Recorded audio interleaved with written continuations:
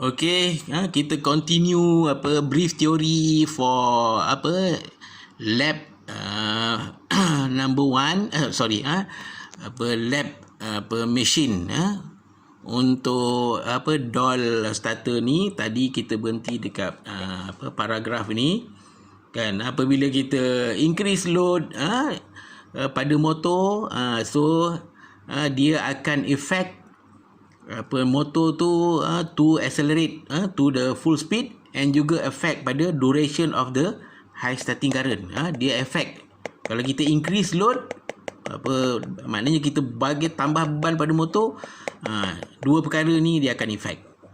Itu kan, high starting current, accelerate the speed, dan juga dia akan effect duration of high starting current. Duration bukannya magnitude. Duration. Logik lah. Bila kita tambah load kan, load tu naknya load tu heavy sangat, jadi kan dia akan melambatkan motor tu untuk memecut ataupun to accelerate. Okay, continue from this paragraph. Okay, provided the torque developed by the motor exceed the load torque at all speed during the start cycle, the motor will reach full speed. Kan ini nak cerita pasal torque motor itu, kalau dia melebihi daripada load torque at all speed during the start cycle. Ini masa torque ni wujud masa starting aja, during 5 second aja. So the motor will reach full speed. If the torque delivered by the motor is less than the torque of the load at any speed during the start cycle, the motor will cease. Cease ni the motor will cease accelerate. Sambungan dia adalah the motor will cease accelerate. Cease accelerate maknanya cease ni stop. Cease ni bahasa tahap tinggi kan. Kalau bahasa biasa kita panggil dia stop. Example dia cease fire, gencatan senjata, maknanya berhentikan peperangan atau pertempuran. Dia bukan semua kita boleh sebut cease. Kalau accelerate ni kita kata cease accelerate. Kalau makan kita tak boleh cakap cease eating, kita cakap stop eating. Dia pada tengok ayat lah. Continue tu ni tadi cease accelerating maknanya berhenti daripada memecut, maknanya berhenti. Berhenti tu maknanya terencat lah. That's why kita kata ceasefire, gencatan senjata. Okay, if the starting torque with doll starter is insufficient kan, maknanya starting torque tak cukup, insufficient tak cukup for the load, the motor must be replaced with the motor which can develop a higher starting torque. Maknanya kalau starting torque untuk motor tu tak cukup kan, untuk bila starting torque dia tak cukup, jadi dia tak boleh start motor, so kena replace dengan motor lain. Itu dia punya solution. So the acceleration torque is the what is the acceleration torque? Is the torque developed by the motor minus the load torque. Maknanya formula bagi acceleration torque sama dengan torque developed by the motor tolak load torque. Hasil daripada tu kan, hasil daripada torque developed by motor tolak load torque, dia akan hasil ini and will change as the motor accelerate due to the motor speed torque curve and the load speed torque curve.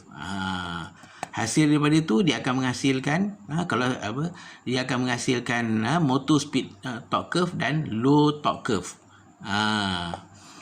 Itu saintis lah yang kaji.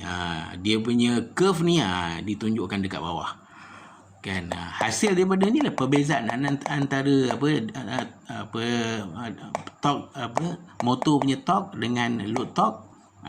Maknanya baru dapatlah acceleration torque. Kan jadi kita boleh plot graf macam kat bawah, kan. Dot starting result in maximum current and maximum starting torque. Maknanya saintis dia kaji kan, daripada low torque sampai high torque, macam mana dia punya relationship dengan starting current, kan. So there is the relationship between motor speed, starting current and starting torque. Okay, so this may cause electrical problem with the supply, or it may cause mechanical problem with the driven load. Kan kalau masa starting tu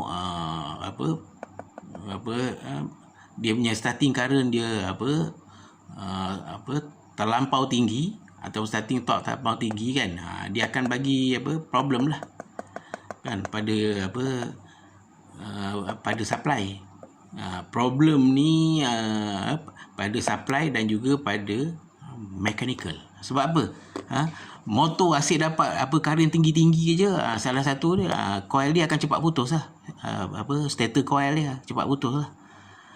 Dan lain-lain lah, lain-lain komponen lah yang apabila ada current mengalir, switch pun cepat jahanam, kan. Sebab asyik high current aja yang flow through the switch, lama switch jahanam. Okey, kita roughly